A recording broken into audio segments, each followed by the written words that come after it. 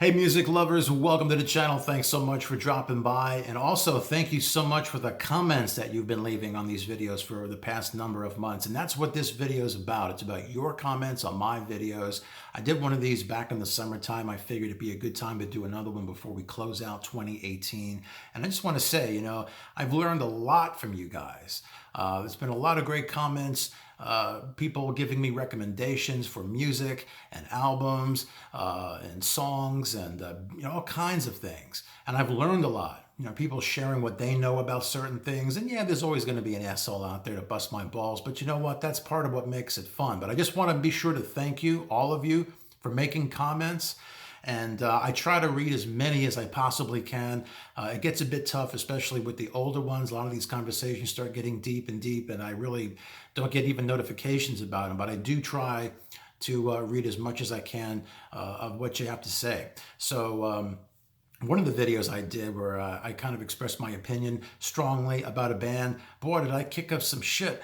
Greta Van Fleet, right? I did a video about them talking about how we should not be comparing them to Led Zeppelin because, quite frankly, Led Zeppelin blows them out of the water. Well, a lot of people didn't really like that. Got this one from David Mullins. He says, as far as this douchebag's commentary, I think he sucks gas from the ass end of a jackass. That's a good one, Dave. I got to remember that one. Also got this one from Greg Black. He says, did you shit on Zeppelin for the shit they stole?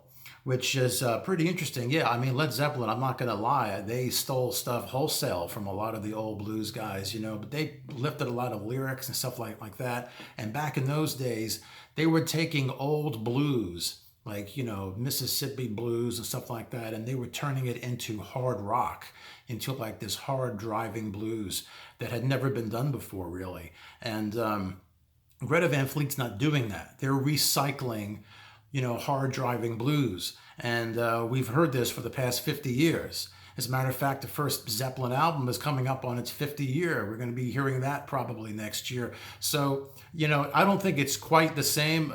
My big thing with Greta Van Fleet is just that I'm not hearing anything that I haven't heard before. All right, then I did this video about my time with Dennis DeYoung. I talked about the 5 or so occasions that I got to hang out with him. And I got a comment that there's 2 sides to every story, and it's obvious you only got and only want one side. And yeah, I mean, I did hear a lot from Dennis. I didn't spend time with Tommy Shaw. But you know what? I think Tommy and JY's actions kind of speak. They basically took off without Dennis. When he got sick and he couldn't tour, they just decided that they were going to go on without him. And they didn't call him up to make sure he was feeling good or how you doing, Dennis? None of that. To me, that's not a friend. That's a dick. And they haven't talked to him. And I think that the reason why they haven't really talked to him is because usually thieves don't go back to the scene of the crime and have a cup of coffee. I know, when's the last time you ever heard of anybody robbing a bank and then they go back there to bring them flowers? It doesn't work like that. They stole Dennis's band from them. Dennis is the founder of Styx. He was the primary driving force of that band, whether you like him or not. He was the one that was responsible for a lot of their hits.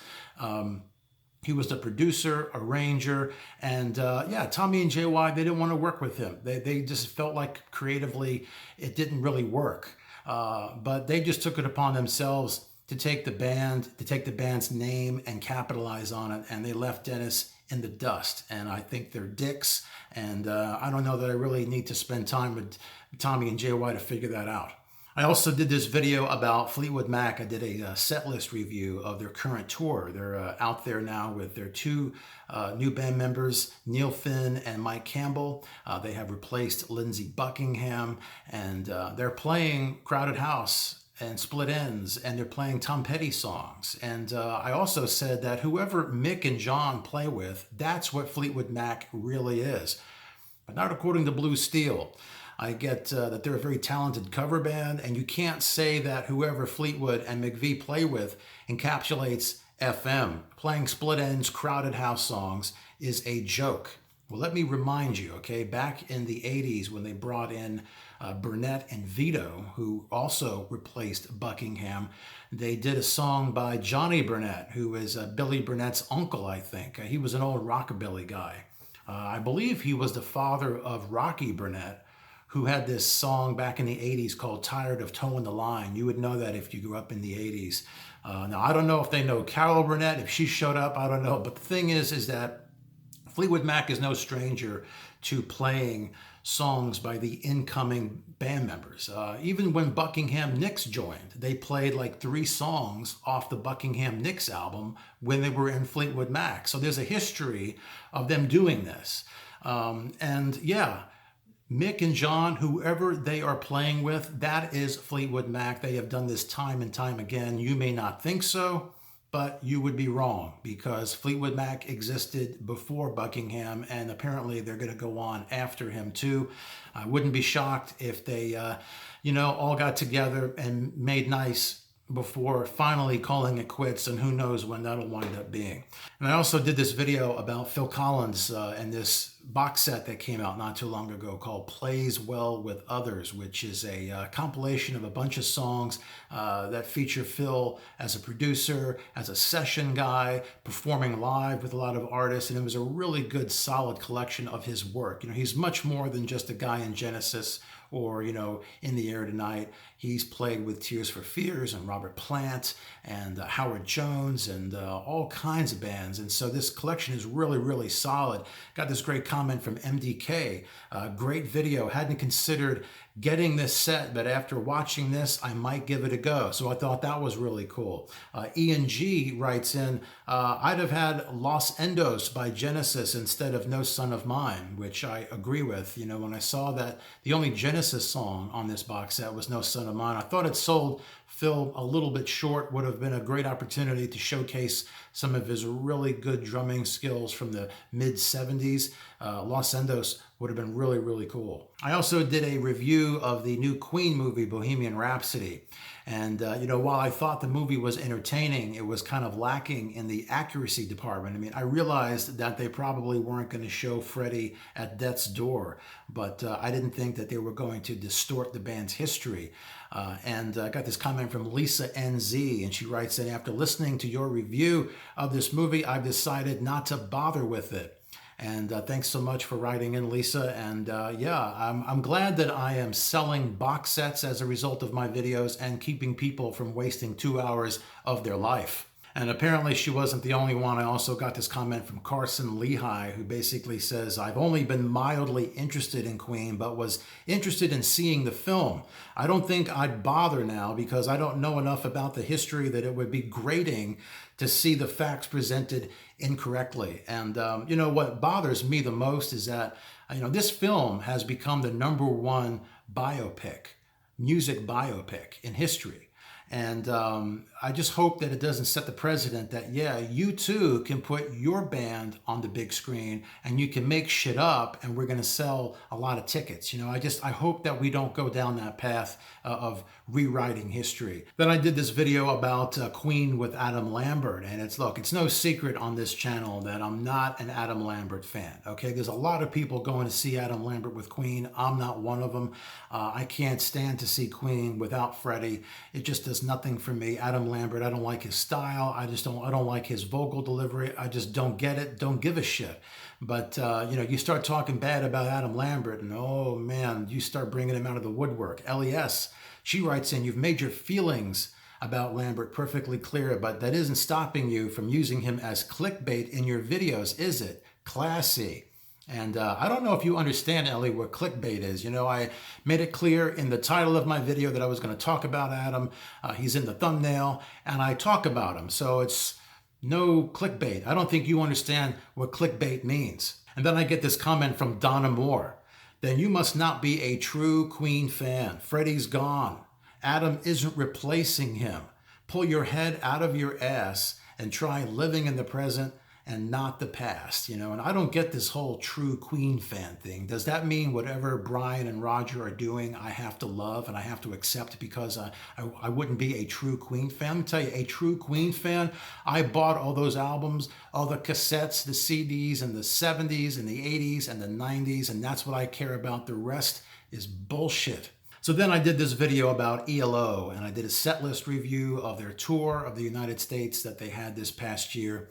And as you can tell from the stats on this video, a lot of people did not like what I had to say. And I gotta tell you guys, I'm honest. I'll be the first one to tell you, for any band that I hold dear, I will tell you the good and the bad. I'm not a brainwashed fanboy who just believes that everything a band or an artist does, their shit doesn't stink and all this stuff. I'm not one of those. I can tell you the good and the bad, the pros and the cons, whatever it is. Everything has an upside and a downside. And I don't care what it is. It could be politics. It could be religion. Anything that you hold dear has got flaws, and it's got pros and cons. And I just see them, and I'll talk about them. So it's not like I'm hating on Jeff or ELO or whatever. I think Jeff is a genius, and in the studio, he's amazing. ELO's got some great songs. I really do love it. But live, I just feel it comes off as a bit boring. I just think that Jeff Lynne has got pretty much a monotone kind of voice. He's made really good use of it.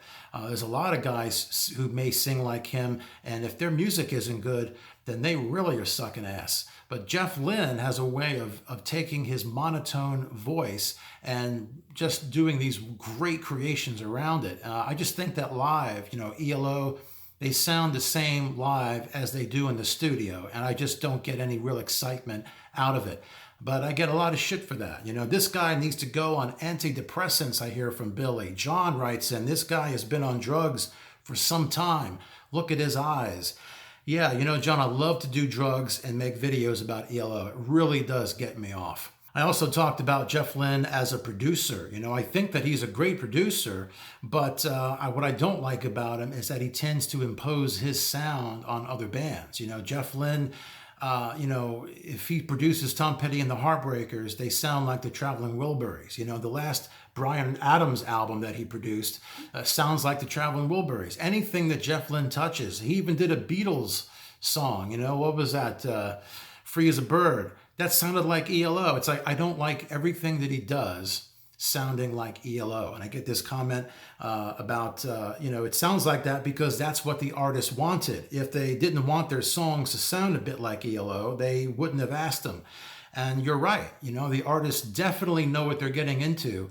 My problem is that it just all sounds kind of the same, and I really don't know why an artist would want to sound like the Traveling Wilburys. But hey, if that's what they want, then all the power to them. And then he says, can you tell me a musician in history who has written more great songs than Jeff Lynne? I mean, are you shitting me? I mean, how about Paul McCartney? How about Phil Collins, Robert Plant, Sting? I mean, you want to keep on going here? Then I get this comment from Tom J. I don't understand why you're doing a video on ELO when you're not really a fan. And again, this gets back to what I was talking about. I am a fan, but I'm discerning, and I'll tell you the good, the bad, and the ugly. And that's just the way I am. The music he has written is better than anything the Beatles produced. I don't know about that there, Tom. And then I get this comment from Billy, who basically says, what a depressing and negative review. For fuck's sake, the man's in his 70s now. How disrespectful, full of shit you are. I think that Jeff Lynne actually sounds the same now, looks the same now as he did when I first got into them, 40 years ago? So, like I said, big ELO fan, but I will tell you when I don't like something. All right, so isn't this fun, guys? It really is. I did this video about Kiss and their End of the Road tour, and you want to talk about getting some shit. I really got a lot of it for this. Apparently, there are a lot of Kiss fans out there still who love to go see them the way they are now, and not really much for nostalgia. Got this one from Lynn Rocker. I wish I hadn't have watched this. You should call this Diss. I actually like that. That's really, really clever there, Lynn. Also, William writes in, this guy sounds like a grandma in menopause, ugly, rude, mass negative. Are you talking about me or Paul Stanley? I wasn't quite sure. And, I've been kind of wondering, who is it that's going to see Kiss now in 2018, 2019, 2020, 2021, whenever this fucking thing is going to end? Who's going to see this show? And I get the answer in this next comment. Why would I go see Kiss? Because I have been a fan my entire life. because I enjoy their music and their show, because this is possibly the last time I get to see them, because these guys are not going to be around forever, because I would rather see Kiss than most of the crap that's out today. And I think that pretty much says it all. This is a definite fan of the brand Kiss. No matter what shit show they put on, they're there to support. And I guess, you know, where I'm coming from is that I remember when I was growing up, you know, Kiss was a four-piece band. They were a tight unit. And, you know, they were four distinct characters. You know, people loved Gene and Peter and Paul and Ace. They each had their own fans. They each wrote. They each sang. It was a different beast than it is today. That's what I'm tied into, is that Kiss back in the 70s. And they really were only really great for a few years. And after that, I even said that it was a diminishing returns type of thing, that it really has been getting worse and worse. And some people don't even like to hear that. But I really only give a shit about those first few years when Kiss was a force to be reckoned with. Nobody looked like them, nobody sounded like them, and as I said, they were a true four-piece band where you had fans of each of the members, and totally different than what's going on now. What you've got now is a brand and not a band, and if that's your thing, then give them your money, but for me, I'd rather do something else. And then I made this video about Van Halen and about Sam and Dave, those two different eras of Van Halen. I picked my favorite songs from those two eras and talked about them. And I get this comment from Brian. He says, I love them both. Maybe Dave was better, but the music grew up with Sammy. Dave sang about fucking and Sammy sang about love. And I don't know, have you ever heard of the album that they did with Sammy called Fuck? There was even a song on that album called Pound Cake. I don't think it's about your grandma's recipe either. And Sammy Hagar also had this song called Black and Blue on the OU812 album. Just saying. And then I did this video about this song called Fragile, which kind of came out of nowhere this year from Anderson, Rabin, and Wakeman. Trevor Rabin went on a radio show called Jonesy's Jukebox, and he was there to promote the Blu-ray that ARW put out this past year, but he also dropped this song called Fragile for everybody to hear. This is a song that Trevor Rabin had as a leftover from some television stuff that he had done. He got Anderson and Wakeman to play on it, and they put it out. I thought it was a really cool song. There's also a lot of people who think it's complete crap. I got this one comment from Donovan, 11 minutes of video to pretty much say nothing about the song itself. And I don't know, I talked a lot about the song in that video, Donovan. Not sure what you were watching or smoking. And then he says, of course, the reviewer is openly pro-Anderson. If the real Yes were to release something this bad, he'd have skinned them alive. But this gets it's a beautiful song. Let me tell you something. If I ever hear John Davison, who's the current lead singer of Yes, do something beautiful, then I'll give it credit. But so far, it's been a turd factory. I haven't heard anything worth talking about from Yes with John Davison. And then I get this comment from Donut Cookie Pie, who says, I wish more fans would wake up to what Anderson is really about. He has become a disgrace to the Yes name and is doing little other than tarnishing the legacy. And yeah, and I see this attitude in a few people about being anti-John Anderson and how he's ruining the Yes name. Maybe it's because ARW is now going by Yes, which is something that I think John Anderson wanted. But you have to keep this in mind. You know, John Anderson got sick, okay? He couldn't perform. He was like near death, and his band left him behind. You know, Chris Squire, whoever decided that, they left him behind. They took his band from him, and they went and got a guy who sounded like he got kicked in the nuts. They've actually had two of them now, and now they're out there playing casinos, and you know they're playing cruise ships and all this stuff, doing these co-headliners that Yes would have never done if they had John Anderson. You think that John Anderson likes seeing his band get taken away from him, and now they're doing all this?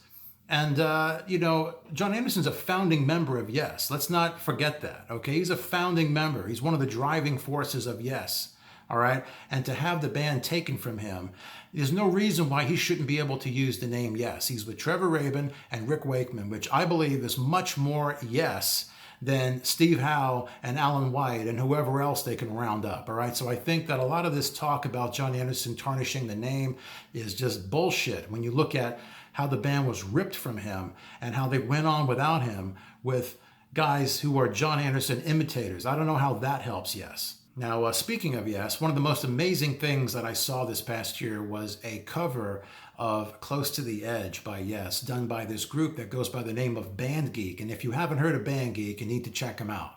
I saw this video, this amazing cover. I just cannot believe the musicianship and what it must have taken to get this thing the way that it came out. Just amazing.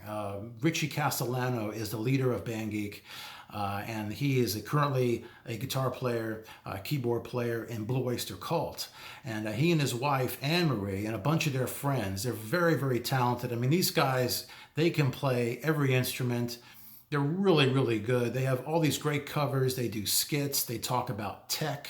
And that's why they're called Band Geeks, is because they like to geek out on everything music. And when I saw this video, I was like, I've got to make a video about Band Geek, even though a lot of people probably aren't going to know what the hell I'm talking about. So I did this video, and eventually Richie Castellano, somehow it got to him, and he left a comment. And so he says, wow, thank you very much. So that was great to see. And then he also put a post on the Band Geek Facebook page.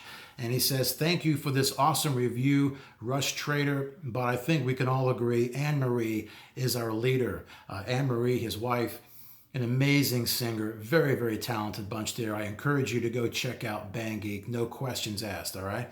But what was really cool were the comments that came in, the responses to the video that I made. You know, I got this great comment from Amy Smith. Amy, she says, you were right. They were great, and they were all having so much fun at the same time. I'd hate to admit how many videos I ended up watching. And Amy, I know exactly how you feel. And then Yardley writes in, thanks Rush Trader for recommending them. They are awesome and pretty much flawless. Best covers I've heard done from anyone in a long time. Just subscribe to them. Thanks. Also got this message from Face0923. I watched it and I loved it. Thanks for finding this. Excellent cover. Now I want to see them do Gates of Delirium.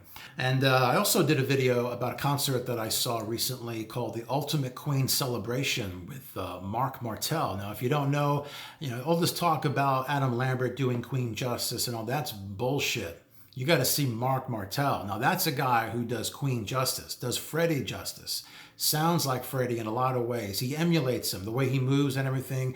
And yeah, Adam Lambert may be more original, but Mark Martel, his whole thing is trying to give you the Freddie Mercury experience when you go see him. And he does a great job. And one of the cool things is that after I put up the video, I got a comment from the drummer in the band, Jason Gianni. And he writes, hey man, thank you so much for this great commentary on our performance. We appreciate your support, and we look forward to coming back again. And they're going to be coming back. If you happen to live in the Richmond, Virginia area, look for them to come back. Same place, Beacon Theater. It's going to be, I think, in August of 2019. So look out for tickets if you want to go check that out. But yeah, that's a great night out. If you want to go see a Queen experience, go check out the Ultimate Queen Celebration with Mark Martel. You won't be disappointed. And then, of course, what would a comment video be without someone talking about my hair? It happened last time. For some reason, people think I've got a piece. Groovy Hat, says Dr. Psychedelic. Also from Mooch 514, take off your wig, expert. And also this other one from Awesome Games. He says, lots of chatter on the internet as to whether or not this guy's hair is removable. This stuff just cracks me up. I don't know why people think I have a piece, but as last time, I'm gonna give you the wig test. All right, here we go. This is my hair. I'm running my hands through it. I'm gonna even give it the old rug tug so you can see for sure. I don't color it. There's no plugs. I want to make sure I cover all that territory. This is the real deal. All right. So just thought I'd put that rumor to rest. All right. But anyway, I want to thank you guys for all your comments. Even if you bust my balls, thanks for making it interesting. Thanks for putting a smile on my face. You guys have been great, and I look forward to more videos next year. And leave your comment below. Let me know what you think about my comments to your comments. All right, and I'll see you soon with another video. All right, take care.